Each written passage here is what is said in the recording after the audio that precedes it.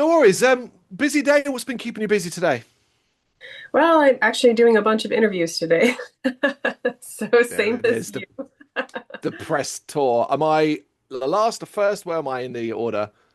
You're in the middle.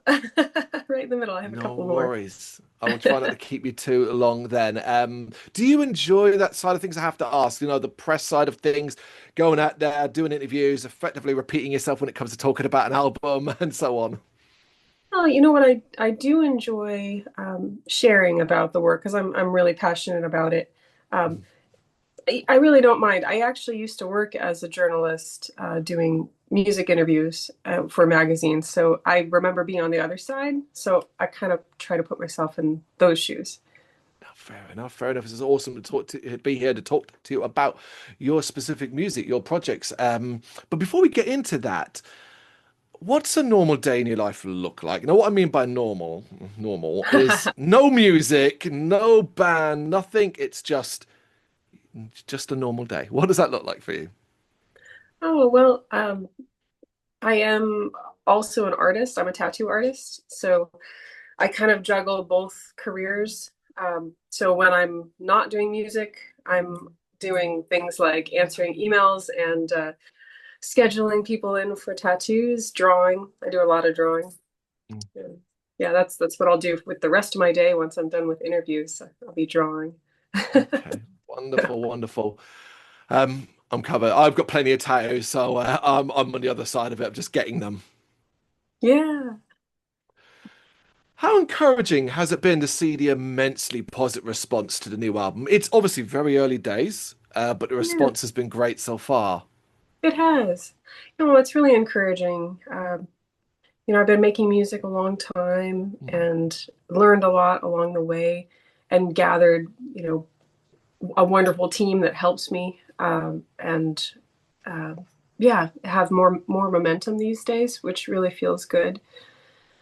I also I'm just really happy because this particular album is a really like close to my heart, very meaningful album. It was a really mm. tough year that I recorded it during, so it feels really good to share the music because it helped me through a tough time, and that's always my hope with the music that it helps others through whatever they're going through in their lives.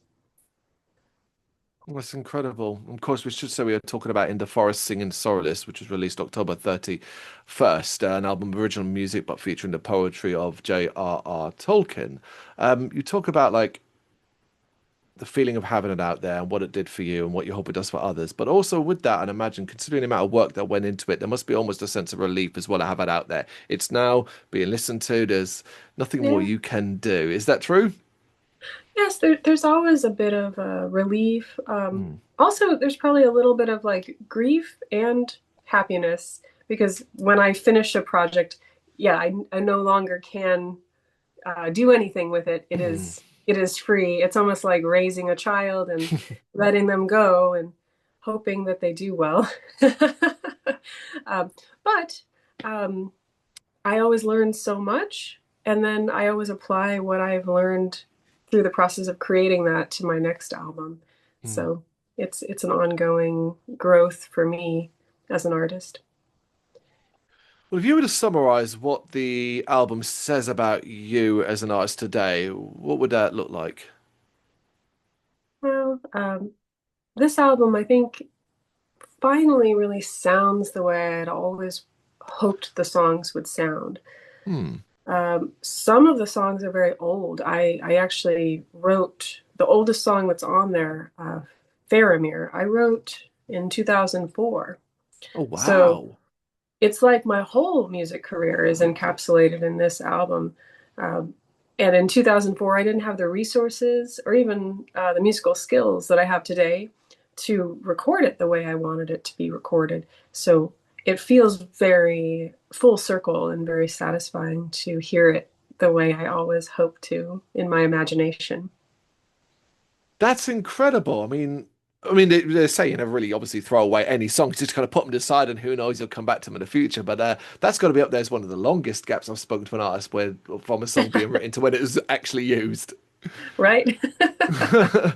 Yes, Um, that's really my whole time I've played harp. It was one of the first songs I ever wrote on the harp. So it was a really House. That yeah. must feel so cathartic to finally have it like something been finished for it to be a complete song. Yes, yes. Yeah. We kind of I go also back. yeah. Sorry. Oh no, sorry. I also had to let go of my own self-judgment because it is a simpler composition than I write Hmm. these days. But it is because it was an early song for me. But it's simple and sweet. Well, let's go back a bit to its origins, the album's origins, and specifically your vision. Yes. Tell me about that. Did you have a clear idea of what you wanted to do to begin with? Yes, every album I make, I always have a concept, and that's what Mm, drives it. Whether it becomes that exactly, that's debatable, but it starts with that. And this one, I wanted to really honor how much Tolkien's work had inspired me when I was a young kid. When I mm. first read it, I would have been, I don't know, 10, 11, 12, young kid. And it inspired me, I think, to go on the journey of my life that it took to get me to where I am now. So Mm. essentially, it was almost like the start of my own like hero's journey. So Tolkien's work just kind of has carried me through so much, and this was really kind of like a thank you to it, honoring of it. Was it something this honoring this where you want to do it? Was it something that had previously come up years before that you'd considered, you'd thought about doing it at different times in your life, and it just either didn't work out or you weren't in that creative place at the time? Well, no, I had never thought of it before. Mm, I had been making lots and lots of albums that were all original and all just specifically my own music. Uh, and I think this is kind of maybe a time in my life where I finally was like, I think I can just sit and reflect on the years past and write this more reflective album because I had achieved, I think, what I wanted to up to this point, and I don't know, to myself, mm. whatever I'm trying to, achieve in my own mind. So there wasn't necessarily a particular trigger point where it's like, okay, this is sparked it, and this is why I'm going to do this time. Well, yes, I think to be honest, the major trigger point was last year I got diagnosed with breast cancer, Mhm. and I knew that was going to be a tough journey, which I'm now on the other side of. And I literally got the all clear of my health a week and a half ago. Oh So my God, fantastic. That's thank you. fantastic. But it felt like the album was my journey, through that. Even the timing of releasing it. Mm. But it felt like maybe I couldn't write my own words because I had so much grief or fear about the medical diagnosis that Tolkien's words felt comforting. So I could pour my emotions through my heart, but I think I just the medical diagnosis I think caused a lot of fear to come up. So these songs were really really nurturing to me when I recorded them. No, I appreciate that, and thank you for sharing that. I'm generally over the moon for you. Thank I'm glad you you. got that all clear. Can you give me then some insight into kind of how you built the record? So, like, did the music kind of come first, and then you fit the poetry around it, or were you using the poetry as inspiration for the music? Yes, I mean, I started with the poetry because it already existed, of course. Mm, And I would sit there and think, oh, I was looking for different poems that I was inspired by that connected to my heart somehow. And I would just think about them and think about the emotions that they brought up in me. And, you know, my harp is definitely my muse. I sit behind it and just play. And I mm. honestly think that the melodies just come out of the harp and they guided me, you know. I always think music is magical. So I don't really know where it comes from. Particularly from for those obviously well who aren't that, but what like know what perhaps or hear a harp, should I say, in music often. It's considered quite a magical instrument as well, and kind of fits Mhm. the fantastical world of Lord of the Rings and stuff like that, Tolkien's work and so on. Yeah. So I guess it all it's quite it quite fits all quite nicely together in a head, I think, if you don't really know what you do, what you already do, and what your body of work looks like. Yes, yes. Oh, thank you. Yeah, the harp is, I think, has always inspired me ever since I first started playing it because it has that ancient quality. It Mm. does feel like an otherworldly instrument. And I do feel like my ancestors maybe speak to me through it, or I feel the connection to them through the instrument. That is simply incredible. It's not something a lot of people will get to experience, that level of connection with an instrument. Yeah, it's Yeah, amazing. yeah, I would call it my soulmate instrument. Once I found it, it was like, oh, yes, this is it. It's the This is my one. instrument. Yeah. This is the one every musician eventually finds the one, but you The got to yours one. quite early. Yes, I feel very grateful for that. Yes. Yeah. When was the album always going to be such a collaborative release? Obviously, you worked with some incredible names here. Oh, thank you.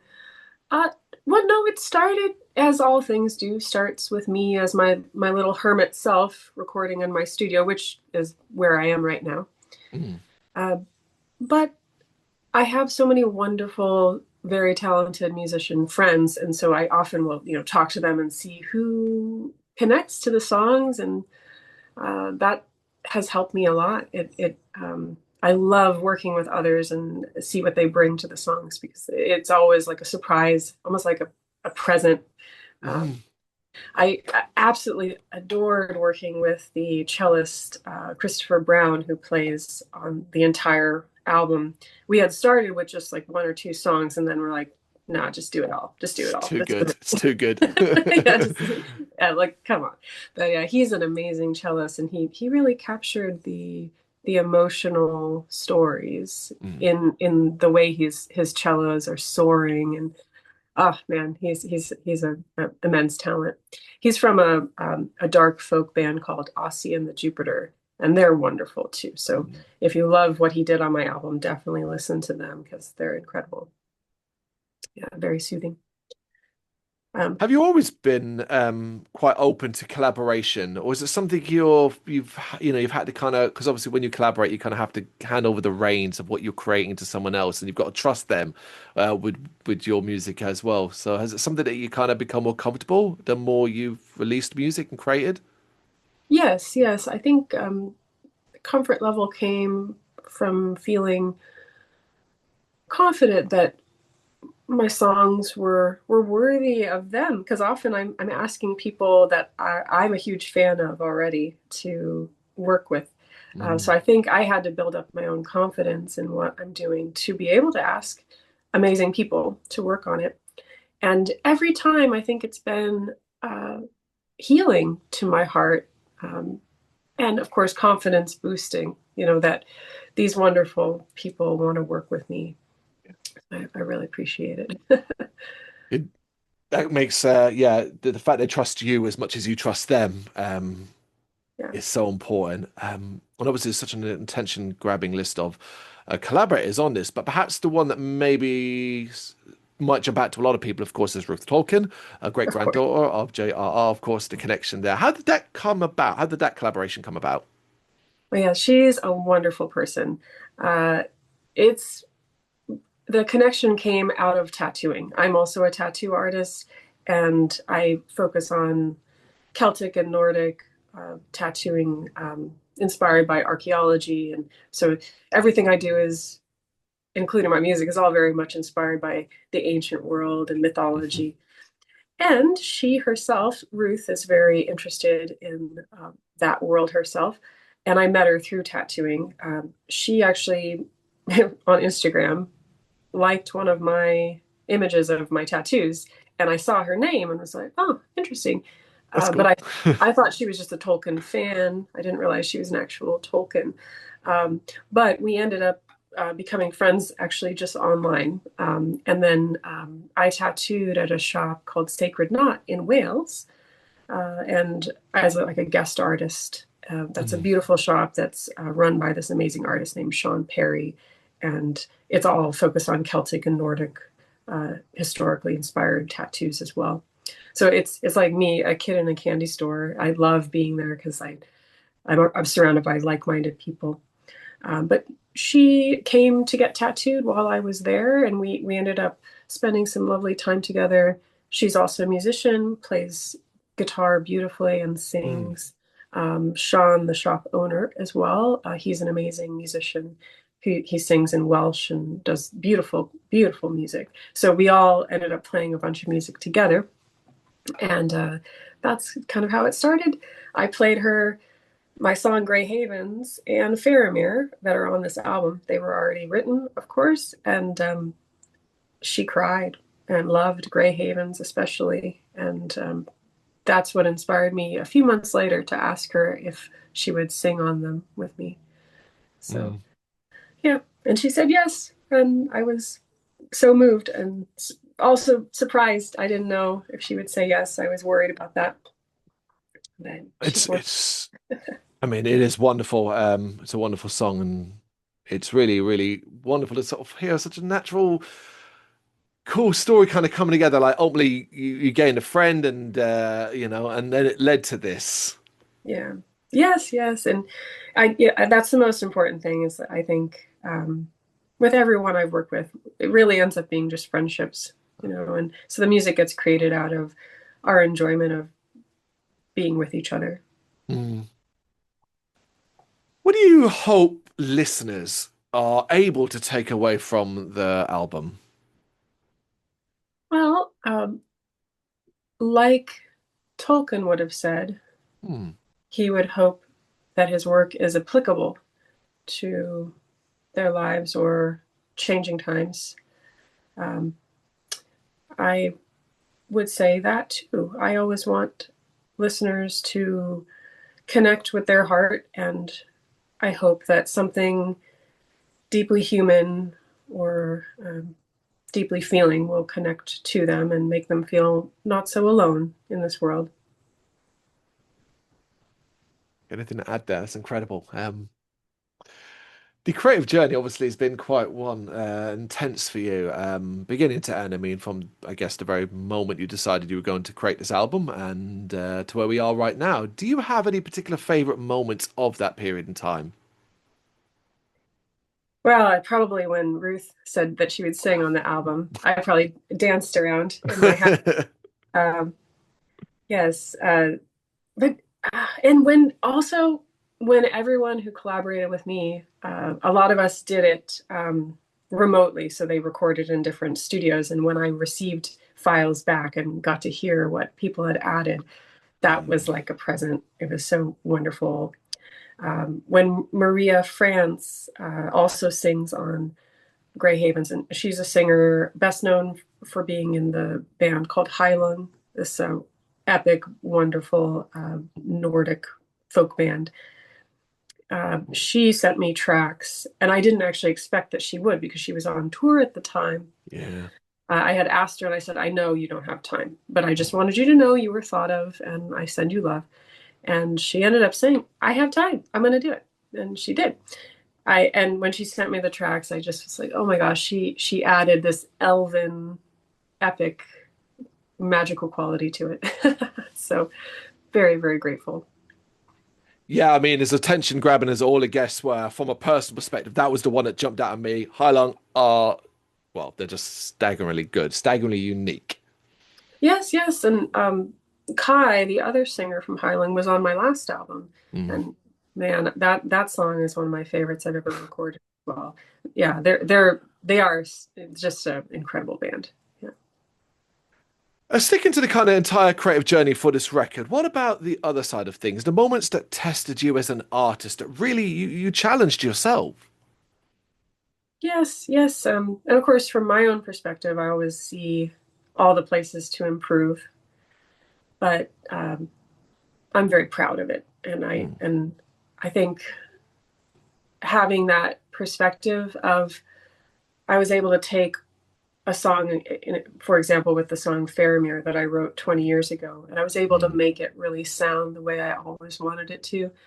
That felt like something that I could have perspective, like my all my work toward that amounted to something really cool. I'm really proud of. So yeah. Of course, as creative as obviously all the music and the creativity you get from that, and the satisfaction you get from that level of creativity, there's other parts to it as well. Aside from actually making the music, what other creative part of what you do you find particularly satisfying? Oh, my other favorite part is making music videos. Okay, okay. And because I am a visual artist, Hmm. and I started my career doing costumes and makeup design and things like that. So I love to just channel all of my passions into one place. And in particular, I really love the music video we created for this album for Grey Havens.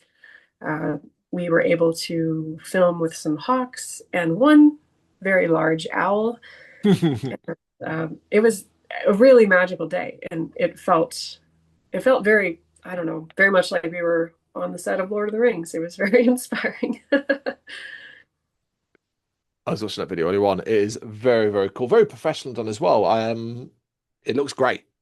Which Oh, thank you. isn't as easy as you think, as most people think it is to make a really nice, good looking video. Well, I've actually been working with the director. His name is Matt Collar. I've been working with him for the past 10 years, and we've grown together as artists and just gotten better and better every time we've collaborated together. And we just You have want a ton of fun.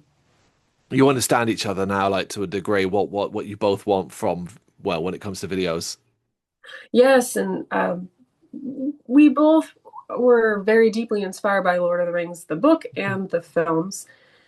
And in particular, when we made this music video, I said, okay, we've always been inspired by the lighting and the style of Lord of the Rings. But in this case, I wanted to make sure we didn't look like we were just trying to copy it. I wanted something unique. And I think we accomplished that because we approached it from the Celtic or Irish mythology point of view with using the hawks.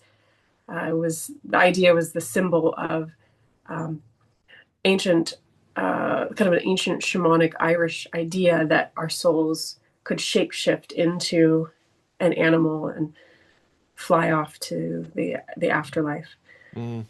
So that's what we were depicting. I think it comes through. I think you would have been caught out, as you said, had you tried to just make oh, this is Lord of the Rings, but on a budget, you'd have been noticed and it would have been Right. obvious. Right. Yeah. There's no way we could do that. Considering all of that, what limits your imagination when it comes to video creativity? What kind of stops you kind of just letting your imagination flow? you know, you'd say like budget, right? Oh, I yeah. actually, yeah, and that's true always. But I always feel like if we can make something with the resources we have, we actually have to be more creative, and we can come up with even more interesting solutions. So myself and my collaborator Matt Collar, we're always coming up with like we want to make practical effects always and do Mm. things manually. And because I'm a visual artist, I'm like I draw all the storyboards. I will create costumes or work with other designers, and so we do everything on a budget. But I don't know if it. Our hope is it doesn't look like that because we have so many amazing creative friends, and my I guess what I go back to is like, well, what can I do myself? What can I build myself? What you know? I completely get it. Love and effort will come through way stronger. I mean, I watch a lot of horror, independent horror, and things like that. So I've Yeah, watched films that are made on £1,000 budget versus things yeah, that are made in 10 million. And sometimes that yeah, £1,000 budget will look better just because it's clear the love and effort and passion that went into it stands out rather than a soulless CGI, etc., and so on. exactly. And my friend Matt, who I make these music videos with, he is a horror film director, and I think we come at it from that love of just creativity and making something crazy, make it cool. Yeah. Uh, Yeah, we love it. Yeah. I'm glad, and I hope you really get to explore that more, more and more as the things go on. Because ultimately, we want this album to be successful, we want you to be successful. But success is measured in odd ways these days. You will probably have your own measure of success, and that is what I want to pin you down on. What would success for this new album look like to you? Oh, yes, you're right. That is a complicated question, and Mm, I've analyzed it throughout my whole life. And I realize that success to me is internal, and it has to be because if you measure it on outside feedback, you probably will always be disappointed or frustrated. mm, Um, but from inside, if I know that I created my best work and I am so excited about it, I connect to other people who are also excited about it. It's helped me over the years to have that point of view because it's also helped me just connect to other artists. And of course, um, we always want that feedback of like, oh, that's great from somebody that we really respect. And it happens sometimes, but it doesn't happen all the time. And you have to give it to yourself, I think. I think some of the feedback from peers and people you respect can come even in the collaborations you've been involved with on this record. Nothing says, Yeah. um, yeah, like it really does speak volumes, I think. That's true. That's true. Yeah, actions speak louder than words in that way. Mm. And I think all of us as humans, we probably struggle to show the love we have for others and things that we respect. But if we have an action that we can do to share that love, it comes through stronger. Yeah, I run into a regular issue when I'm talking and interviewing like this where I can't quite, if I do really love something and I really want to say it to the artist, I love it. How do I come across not just sounding like I'm blowing smoke up their ass for want of a better word because we're doing an interview? Right, right. I understand that.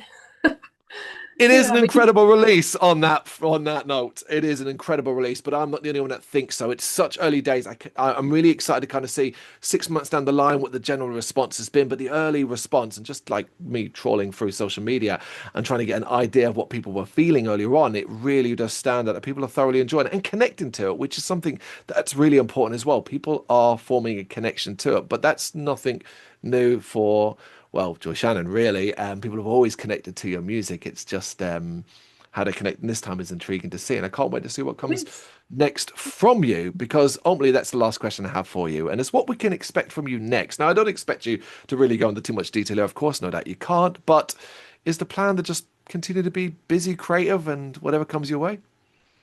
Yes, I'm delving into a big documentary project actually with my filmmaker friend that I make music videos with. So we have Ooh. that. It's a huge project that we're in the works for, and I'm doing the soundtrack and directing that.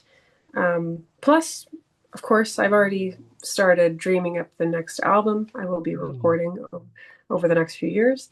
Um, so yes, there's going to be lots more creativity always. Um, Busy, busy, fantastic. But we should remind people that in the forest singing Sorrowless, it's out now. Wherever you stream music, wherever you play it, just go yep. listen. Um, Joy, Yes. thank you so much for taking the time to speak with me. I really appreciate it. Oh, thank you. Thank you for sharing your enthusiasm and joyfulness about music. I really appreciate that. Thank you very much for watching. If you've enjoyed what you've seen, please consider hitting that like and subscribe button. It does help us out. You can find us at gbhbl.com and across all social media platforms. And if you really want to give us a bit of extra support, please consider buying us a cup of coffee over on our coffee page. Thank you.